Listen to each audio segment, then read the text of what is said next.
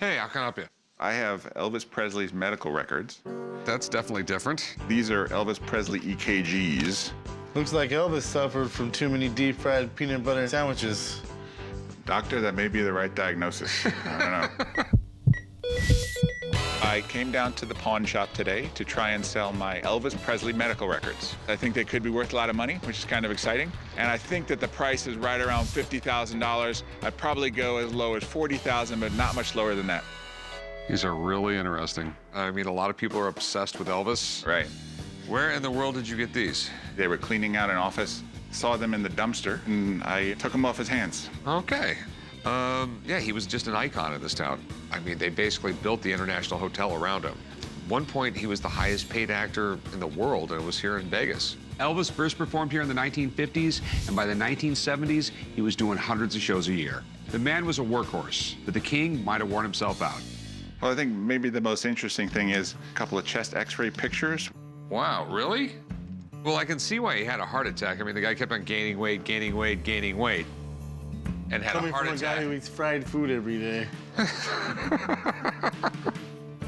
So nothing signed by Elvis? No. And, you know, it's just, I think, historically interesting, probably very difficult to value. Yeah, very difficult to value. Elvis collectors will buy just about anything he touched, but I've never seen anything like this before. How much were you looking to sell it for? I was looking for about $45,000 to $50,000 for the whole package. You know, most people collect Elvis stuff. They want his signature, some of his records, some other weird memorabilia. This is really bizarre. You could put this in an auction. It might go for a few hundred, a few thousands, tens of thousands. I just don't know. And things like that, I don't buy because I'm not going to risk my money. I'm not even going to make you an offer. I have no idea. I don't. Okay. All right. Have a good one, man. All right. Thanks a lot. for coming in. Appreciate it. Take care. When I asked for $50,000, he probably thought I was crazy. We'll see if there's a market for it. However narrow it is, we'll find it. We have an old wooden box. I've got a surprise for you inside, though. The Navy's standard embalming outfit. Exactly. Okay. We don't have to use it. I brought a World War II Navy embalming kit. I'm asking $2,000 for it. It's probably a pretty small market for the item. I do believe the price is right there, but I'm willing to go down probably no lower than $500. You open it. Okay. All right, here we go. All right. And do we know what year this is? It's in the World War II era. I don't know if I want to touch anything. You tell me what you'd like to see. How about these Go ahead, bottles pull 'em were out. made by the National Casket Company. Just a little creepy. That's okay. You have to remember, this is U.S. Navy, and it was on a ship, so it's going to be exposed to the salt air and so on, so it's going to definitely give us a little corrosion and stuff. I don't think you've ever had one of these, probably. No. You know what? The sponge possibly Oh, might put the sponge have back. been. Oh, yeah, put the sponge back. When you think about it, embalming shouldn't be that creepy. It's been standard practice for over 100 years. But for some reason, it's always been and always will be creepy to me. I mean, basically what you have here is, you have the little suction device and everything is pulling the blood out and putting, chemicals that will preserve the body for a longer period of time in. So where did you get this? I bought this from a longtime customer of mine. He didn't want it in his collection, and I told him I would take it and see what I could do with it. All right. So this is World War II era. Yes. As far as I know, 99.9% of anyone dying on a ship during World War II was buried at sea. I'm imagining this probably wasn't ever used on a ship, okay? It was probably used on some land-based hospital somewhere. You have to understand, we're talking World War II era ships. There was no real place to store the bodies, okay? So what were you looking to do with it? I'd like to sell it. Okay, and how much you want for it? I think it's worth $2,000. All right, it's just not for me because, number one, it's creepy. Yeah, okay. And number two is it's just too bad a shape. Yeah, at no price? No. I mean, it's really, really limited market to begin with, and then in this shape makes it 100 times worse. Okay. All right, thanks for stopping All by, right, man. thank you, sir. I'm gonna hold off, and I'm gonna do the cleanup, and if that doesn't work out, I'll maybe put it back in the area where I had it. Hey, how's it going? Good, how you doing, man? What do we have here? That is a trepanation kit from the 18th century. Okay, trepanation is where they literally bore a hole in your skull for a medical purpose. There's been multiple women in my life that probably think I need this. I'm at the pawn shop today trying to sell my 18th century British trepanation kit. I came across this kit at an estate sale in Los Angeles from a doctor. I'm hoping to get $4,500 for this trepanation kit. I've had it since 1990, but the reason why I'm pretty much letting it go is that I've enjoyed it. It's fun. I want to release it back into the world for someone else to enjoy it. Okay, this is really cool and creepy at the same time. It's super creepy at the same time. By the late 1700s, the medical world was advancing, and this would have been used if you had a fracture of your skull. If the doctor believed you had pressure building up in your brain, they would slice a piece of your scalp out, peel it back, and then drill a hole in your skull. I'm sure some people survived. You know, and what I love about it is how well this is put together. Things like this were very, very expensive because these are all handmade. It has a locking device so your bit doesn't come out into your patient's brain. Clicks right in there. It's got a little centering point. You press that in there and start boring into the skull. That is no joke, man. Once your hole's done, if your little pieces don't pick out well, then you have various picking devices. This would help get pieces out. And this right here is really cool. We have a fulcrum right here that this piece right here screws into this. And that way you can get underneath the bone and pull up. Peel it up. This is amazing. How much you want for it? I was thinking right in the market of about $4,500. Okay. I'll give you $2,000. Can't do that. I know you need to make money, but $2,000 is probably not gonna work for me. It'll sell, it's just really weird. But there's weird clients. Yeah, I mean, I'll eventually sell it, but it's gonna take a while. So the best I'm gonna do is $2,200. You can do 28 though. No, I'll go 2,300. I'm not gonna go anymore. Can't do it, I'm sorry. All right, if you change your mind, let me know. All right, I certainly appreciate it. Take care. Corey and Chum make me feel like I have a hole in the head. What do you have here? I have a phrenology head. Okay, it looks like a sculpture of my boss, dude. It's kind of creepy. Except he doesn't have a tattooed head. I have an antique phrenology head. It could be from 1850, possibly up to World War II. I'm hoping that it's before 1940, because if it's that old, it's probably worth $500. I paid $20 at a garage sale, so I hope to at least, worst case scenario, break even. So what is phrenology? Well, phrenology is a practice that was brought out around 1796, and it was a study of the human brain. They would read the bumps on the human brain to determine personality traits, your thoughts, your emotions, and associate that with the shape of your head. So they could look at the shape of your head sometimes and determine what kind of person you are. So you probably realize I'm a genius.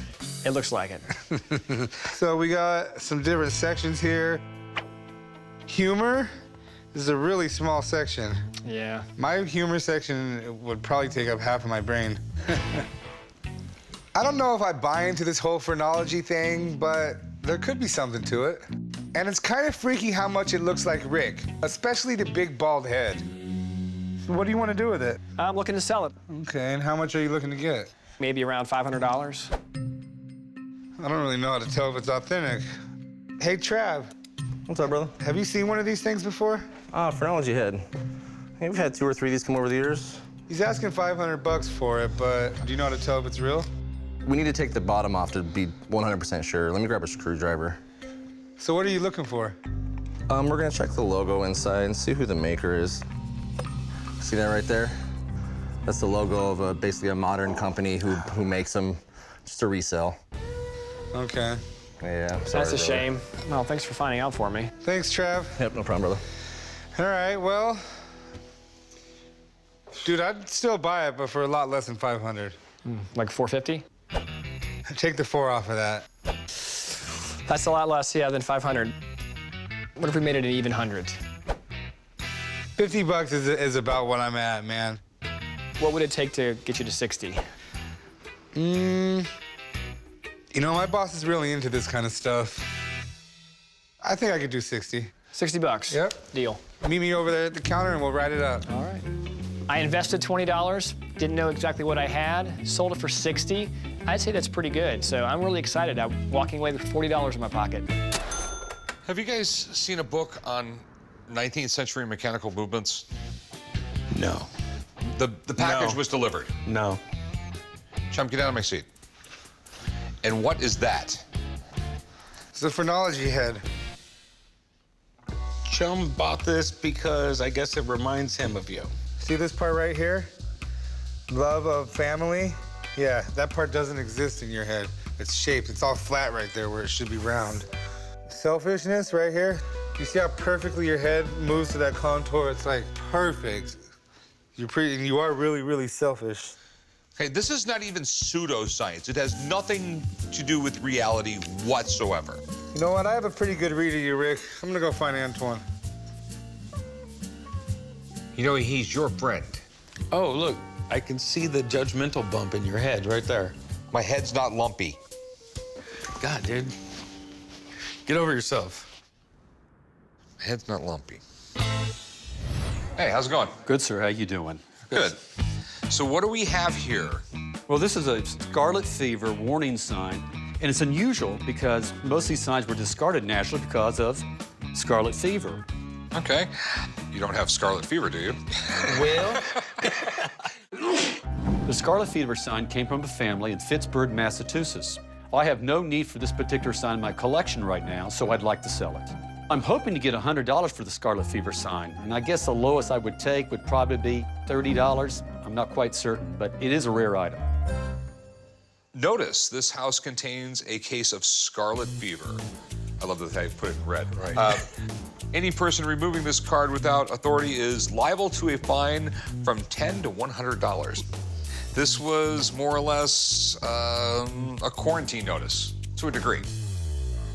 Scarlet fever is a form of strep throat, and it was highly contagious. The child mortality rates was really, I mean, a lot of kids passed away before they were 5. That was one of the reasons why they didn't start school until the 1st grade. So, I mean, it was very important you got these notices out there, especially in the big cities anyway. That's where you had these boards of health. You know, they just were trying to stop an epidemic. Where there's a lot of tenements where everyone packed together, a lot of people get sick really quick. 100 years ago, it was a really scary thing getting scarlet fever. There was no antibiotics, and it was deadly. To see one of these signs survive after all these years is pretty cool. They were always thrown away. How much do you want? Well, the fine's $100. Okay. So I'm looking to get 100. Fine's also $10. That's correct, but you know, they've got to be pretty scarce, relatively rare. I don't know if they're scarce. They're not. There was catalogs that sold these things. It's very interesting. It's cool. It's got a little bit of history with it. It's not worth $100. I mean, these are one of those things where you buy because it's neat. Someone might give you $20 for it because they just like it. But there's no real, there's not a collector's market for stuff like this. And that's why I'd give you $10 because someone will probably give me 20. How about 50? How about $10? How about $20? I'll give you $10 for it. Well, how about 12? That'd give me a little bit more than the fine. All right, $12, you have a deal. Thank you, sir. Now come on over here, I'll write you up. Thank you. I'm selling on $12 for the simple fact $12 is better than nothing. It's certainly better than having a scarlet fever sign in your house. Chum, I just bought that. You want to file it away for me? Oh, the old scarlet fever, huh? It's kind of weird to have to wear this up here like that and just walk around all day. I mean, I guess it makes sense if you're sick.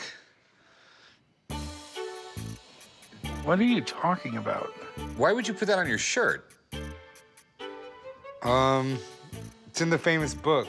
You know, the one about the girl who had the fever. She had to wear this on her shirt or around her neck or something like that. Are you talking about the Scarlet Letter? Yeah, this is it. Scarlet fever. This is the letter.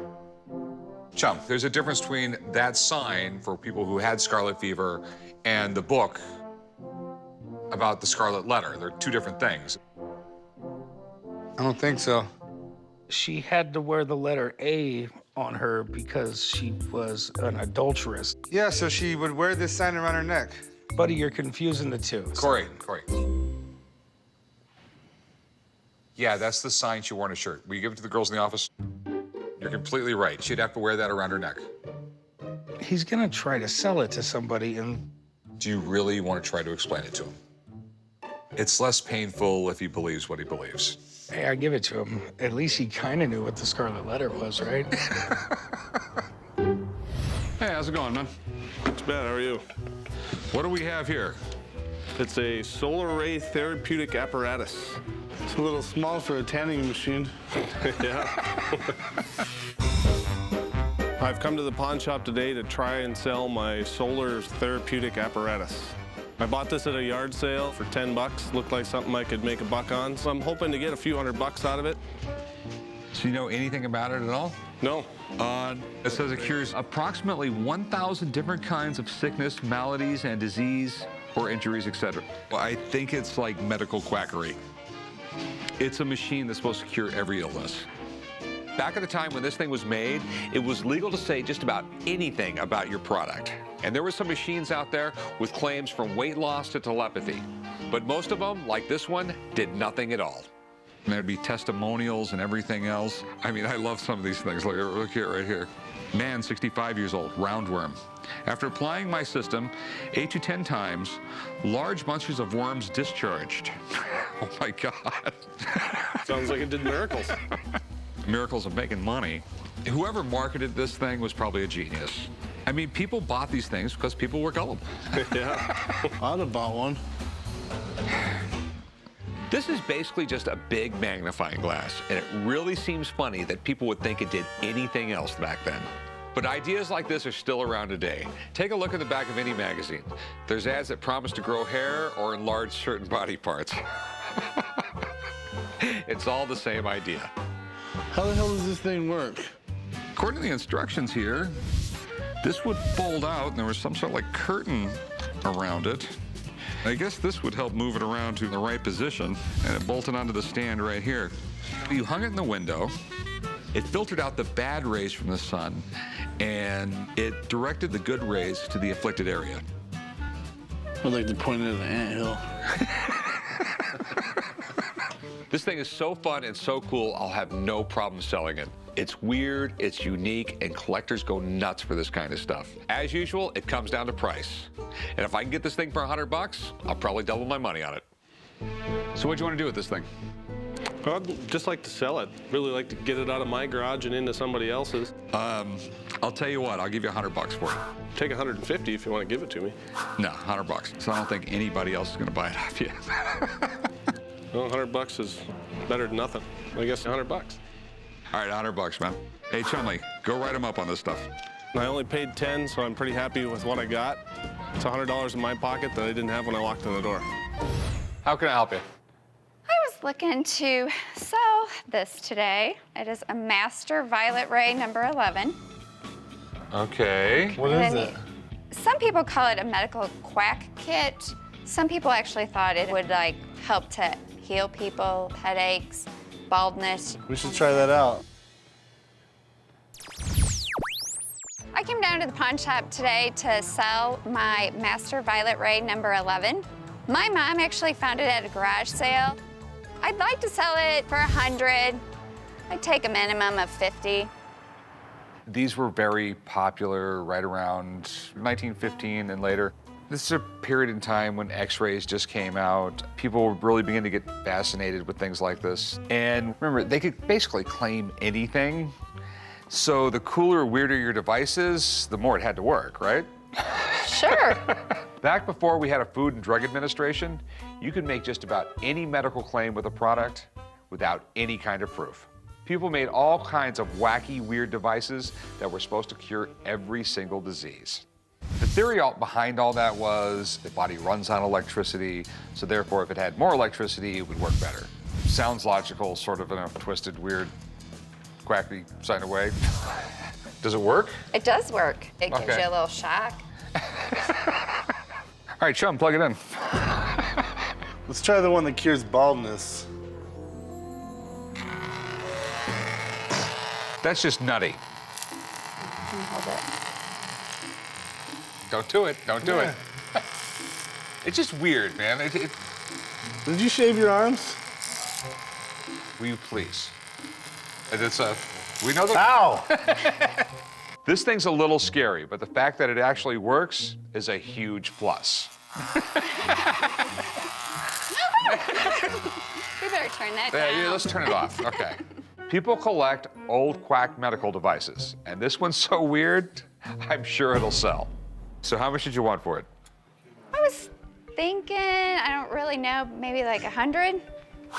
It's in the ballpark. I'll probably get 150 bucks for it. The thing I hate about these is I don't know if it's gonna sit around for a week or it's gonna sit around for 5 years. I'll tell you what, I'll give you 75 bucks for it.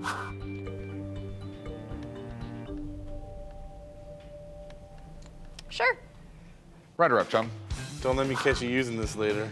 This thing is cool and it will definitely sell. But what I really like about it, I can use it to keep Chumley in check if I catch him slacking off.